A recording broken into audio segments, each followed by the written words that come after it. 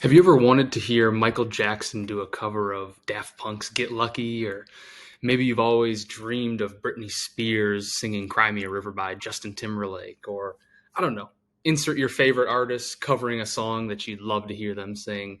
Well, believe it or not, we can do that now. Yes, this is a Michael Jackson cover of Get Daft Punk's "Get Lucky." I'm not gonna play it because I don't want this video getting taken down for any reason. But yeah, there's that. Here's Britney Spears's "Cry Me a River," and as you can see, it's here because it's AI generated. These are AI covers of songs that they don't even sing.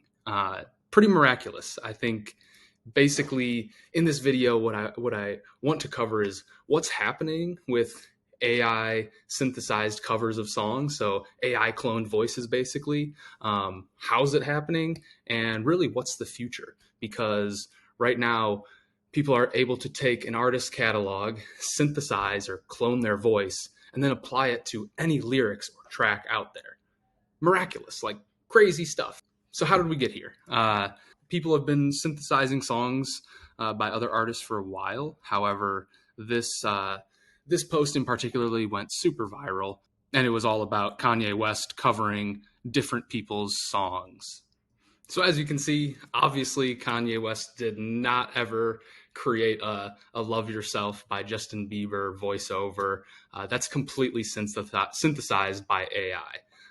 And this is just the tip of the iceberg. I mean, there's massive communities all around the internet that are just dedicated to creating new songs with AI. One of them is Yedits, r/Yedits.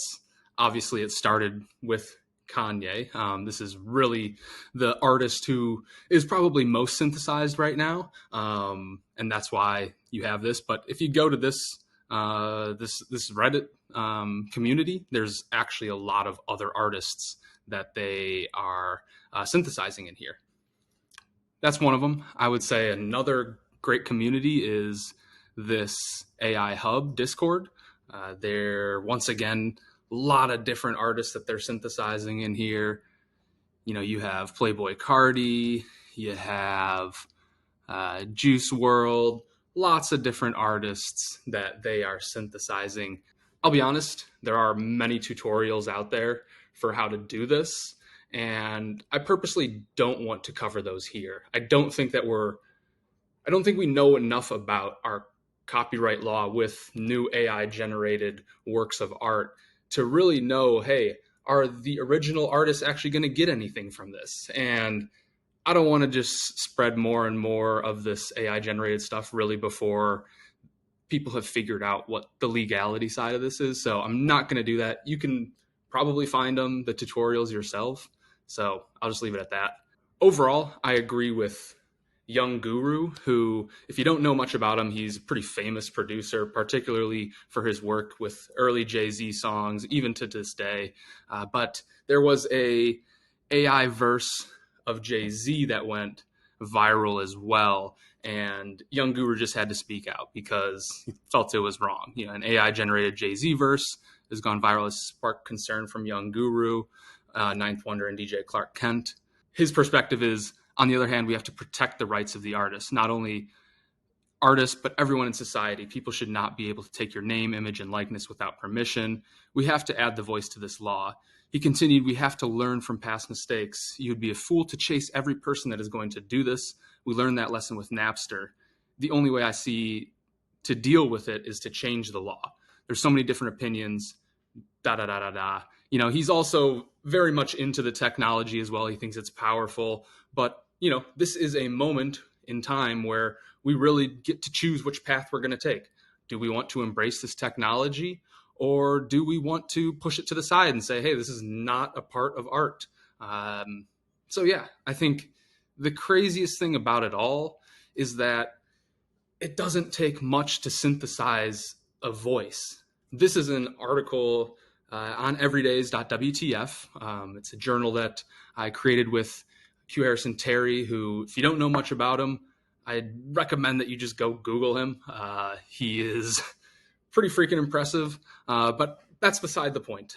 We've got a lot of notes here in this journal related to AI voice cloning. This one is that it just takes 5 minutes to clone a voice, and that is very, very scary, very, very telling of where we're headed.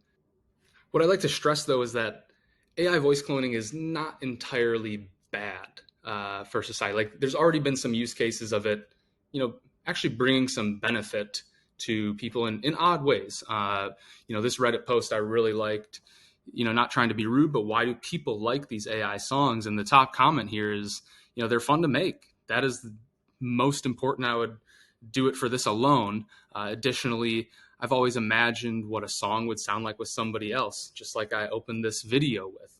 Also, the proof of technology. It's, a lot of time can be saved, and a lot of work can be made with this. Generally speaking, this can be really good for anyone in the music industry who is a ghostwriter, whether they're trying to convince an artist to pick up their verse, or maybe they're trying to break into the industry, or they're just trying to show the artist what it might sound like with these lyrics that they've written. Typically a ghostwriter will put together a reference track, and then the artists themselves will either sing that verse verbatim, or they'll maybe add a few notes here or there. And the irony is that, like, reference tracks leak on the internet all the time, and it's something that you also, as an artist, you can either pretend like it's not real, or you can say, yeah, like, I have ghostwriters. I think for me, to this day, I still listen to Quentin Miller, QM, his reference track for the song Rico, which ended up becoming a massive song with Drake and Meek Mill. As you can see, this one's got 132 million views, and this one has less than 1 million views. But I'll let you go and listen to them. I think that Quentin Miller's is better, and when I want to go and listen to the song, that's the person I go and listen to. And so I think there's something to be said about people wanting to create new tracks with new voices on them and not monetizing them per se. This doesn't necessarily have to be the end of the world, right? Now there's like 1 million new Jay-Z songs out there and everyone's making money. Like, there's a way forward where this can just be a fun way of us creating new art, right? I think the third really great use case of this as well is that once a voice is synthesized, that artist really can live on forever. And, when you think about artists who have left us too soon, or, feel like we didn't get a full career out of them, now there's actually a chance where, maybe they can still live on in a small, meaningful way. I think I'd like to call it just longevity, right? Artist longevity. And we've already seen this in Hollywood. Val Kilmer, I don't know if you know who he is, but he played Iceman in the famous movie Top Gun. Now, unfortunately, he had throat cancer and he lost his voice some years ago. But when they remade Top Gun Maverick, they were actually able to contract a company called Sonatic to build an AI model through his previous recordings and movie scenes. And then he was able to, act in this sequel to Top Gun, even though he had no voice anymore. With that being said, if you enjoy, you made it this far in the video, I like to come every single day with a new future tech trend.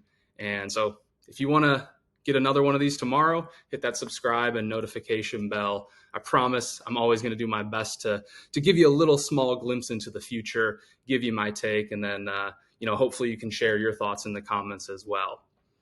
To close it out, though, I think I've kind of made it clear that I'm pretty conflicted on AI voice clones in general. On one hand, it gives us a new way to remix the art and the artists that we love, but on the other hand, it could also cannibalize those artists that we love and just create more pollution that prevents us from actually seeing their true body of work. So I think overall the questions we have to ask are, what do our artists mean to us? Are they just a voice, Or are they humans with real journeys, emotion, and stories to tell us? That's all I got for this time. Until next time, stay curious and keep exploring.